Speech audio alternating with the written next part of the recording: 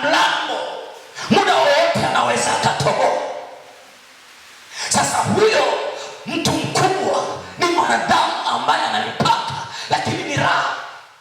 Haleluya, ni raha. Asikudanganye mtu. Kuna mtu ukisema namfahamu ana kufahamu, wakajua unaambatana naye, kuna mahali wakuulizi kwamba unapitaje hapa, wakijua unafahamiana na yeye, wanasema nenda kwa ajili yake, enda. Haleluya, haleluya, haleluya. Kuna mahali unaweza ukaenda, wakijua mwenyeji wako nani, hawakuulizi. Kuna mpaka mmoja nilipita, nilipopita ule mpaka kwa tunaenda kuhubiri sehemu, ikatakiwa siku ziongezeke za kukaa kwenye ile nchi. Mpakani kwa tumeshagonga visa ya wiki moja. Naomba unisikilize vizuri. Ikawa tunatakiwa tugongewe visa, ituongeze siku kadhaa kule tuliko. Sasa yule mwenyeji wangu ambaye alikuwa amenipokea hiyo sehemu tulienda, palikuwa tuliapo Burundi. Yule mwenyeji wangu aliandaa kongamano, mume wake alishawahi kuwa mtu mkubwa kwenye majeshi ya nchi. Sasa wanaishi Norway. Lakini mama yule akaja kuandaa kongamano, tukafanya kongamano. Sasa wakati tunataka tuongezee visa, yule baba ndio akapiga uhamiaji. Ndugu yangu, tulifuatwa nyumbani, tukagongewa visa nyumbani. Haleluya, amen. Hivi unajua uhamiaji, alitufuata afisa uhamiaji nyumbani, akatugongea nini visa nyumbani. Sizungumzi kusafiri kwenye nchi mbalimbali kwa sababu ni takataka vya dunia. Bwana Yesu asifiwe. Ambavyo kama huna Yesu mwisho wake ni majuto. Bwana asifiwe. Lakini nazungumzia nguvu ya kuambatana. Haleluya. Tukiwa nyumbani kwa yule mama, tulikuwa tunalindwa, tuna polisi imetuzunguka. Ukitaka kwenda kuongea na simu pale kwenye mtiliko na wewe hapa, unasema mgeni nasije akapata madhara. Bwana Yesu asifiwe. Mpaka kero. Lakini utafanyaje? Umeambatana na watu wa aina hiyo. Haleluya, amen. Ndugu, ilikuwa ni sauti. Bwana asifiwe. Lakini hao ni wanadamu, wana mipaka, na wao wana wakubwa wao ambao heshima yao ni kubwa zaidi. Sasa leo nazungumza kuhusu kuambatana na Mungu aliye juu ya vyote, aliye juu ya yote, anayejua yote, anayeweza yote, anayefika popote, mahali ambapo hapafikiki na wanadamu, yeye anafika. Nazungumzia kuambatana na Mungu, nikimaanisha ikiwa kuambatana tu na watu kunaweza kukupatia heshima kubwa, ikiwa kuongozana tu na mkubwa fulani kunaweza kubadilisha hata jina lako na ukaitwa mkuu. Sasa ni fahari kuambatana na huyu Mungu, na ni muhimu kuambatana na huyu Mungu. Wakristo wengi wanamwamini Mungu lakini hawataki kuambatana naye. Na ndio maana jiuliza, kwa nini siheshimiwi? Kwa nini siinuliwi? Kwa nini sibarikiwi? Umeambatana na nani? Msemo wa Kiswahili unasema, nionyeshe rafiki yako, nikwambie hali yako au tabia yako. Umeambatana na nani? Haleluya, amen. Sikiliza, watu wengi maisha yao yameharibika kwa sababu wameambatana na watu wabaya.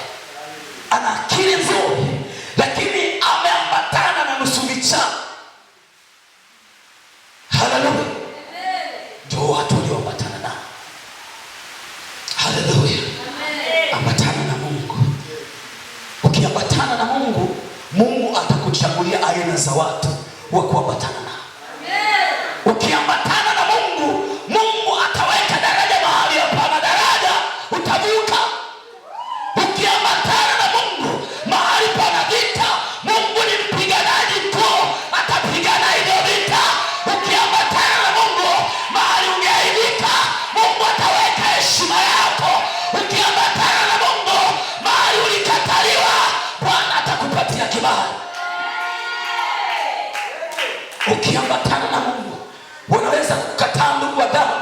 Mungu atakuinulia ndugu wa roho walio zaidi ya ndugu wa damu, kwa sababu Mungu ana vyote.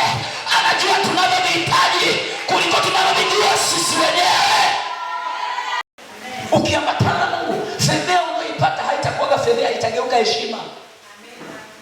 Ukiambatana na Mungu vizuri, aibu aliyokutengenezea itageuka heshima, haitakuwa aibu tena. Bwana Yesu asifiwe.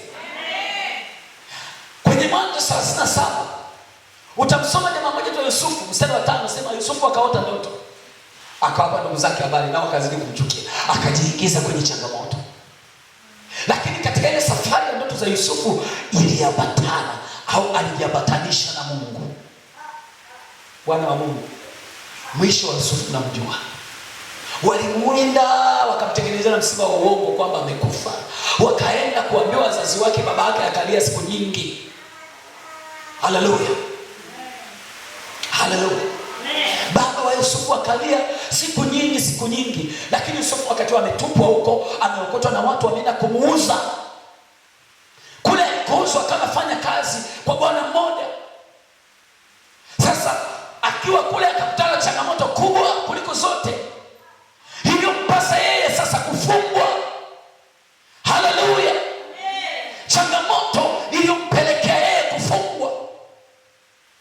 Yusufu akawekwa kwenye gereza ya wafungwa wa mfalme. Naomba unisikilize, kuna mahali unapitia na adui wanajaribu sana kukamata akili yako uone mwisho. Wakati Yusufu ameingia kwenye ile changamoto, ile pito lake la mwisho lilikuwa baba lao. Haleluya. Amekosa, akaenda kuwekwa kwenye gereza ya wafungwa wa mfalme. Unajua maana ya gereza ya wafungwa wa mfalme? Ni sawa na wewe leo umkosee mtu ambaye anafanya kazi kwa mama pale nyumbani. Katika gereza ya wafungwa wa mfalme. Nimesema tukiambatana na Mungu, hata changamoto tunazopitia hatima yake ni lazima iwe nzuri. Bwana asifiwe. Mnanielewa watu wa Mungu? Sasa Yusufu wakati ameweka kule gerezani, amekaa miaka kadhaa, ikatokea watu wakaota ndoto zao akawatafsiria. Maana Yusufu alishazoea maisha ya jela. Wale majamaa ndoto ikaenda vile kama alivyowatafsiria. Mmoja akauliwa, mmoja akatoka gerezani. Huyu aliyetoka gerezani akaenda kuendelea kula mema nchi huko kwa Washua, akamsahau Yusufu. Maana tunasema ikafika mahali mfalme wa ile nchi akaota ndoto ikamfadhaisha. Wakaitwa watu waitafsiri, wakashindwa. Kumbe Mungu alikuwa anavuta Yusufu kutoka gerezani aje ikulu. Maana tunasema akaitwa Yusufu, akaja katika ile ikulu, akatajiwa ndoto, akatafsiri na akatoa ushauri. Haleluya. Unaangalia ile jamaa lilinuka likasema, tupate wapi mtu kama huyu ambaye roho ya Mungu inakaa ndani yake? Kutoka mfungwa anayetuhumiwa kwa tukio la aibu, anaambiwa mtu kama huyu tupate wapi? Haleluya. Ni kwa sababu aliambatana na nani? Ni kipengele gani kinatuonyesha Yusufu aliambatana na Mungu? Ni pale alipotakiwa kufanya ubaya, alikataa. Akasema siwezi kumtenda Mungu dhambi kubwa namna hii. Haleluya. Ambatana na Mungu.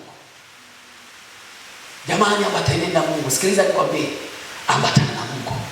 Wakati watu wanatafuta kujiambatanisha na watu kwa lazima, wewe tafuta ulazima kuambatana na Mungu. Ukiambatana na Mungu vizuri, watu wote na vitu vyote unaviona ni vya Mungu. Mungu atakuambatanisha navyo vinavyostahili wewe ambatane navyo. Amen, amen. Amen, amen. 4. Tunapoambatana na Mungu tunastawi zaidi ya kawaida. Tunastawi zaidi ya kawaida. Aliyekubali kuambatana na Mungu anastawi zaidi ya kawaida. Tunaelewa na wapendwa? Unajua kuna kustawi alafu kustawi kusiko kwa kawaida. Ambatana na Bwana. Haleluya. Ambatana na Bwana ndugu yangu. Wanadamu wanaweza kupanga kukusaidia kwa hiari yao wao wenyewe. wakiona unasogea sogea, unafika mahali fulani, unataka kwenda mbali tena wanakuzima. Bwana Yesu asifiwe. Lakini ukiambatana na Mungu, Mungu hana wivu, Mungu ni mtoshelevu. Mungu ana vyote, amejaa. Ndugu yangu, wanadamu wanauliza. Amen.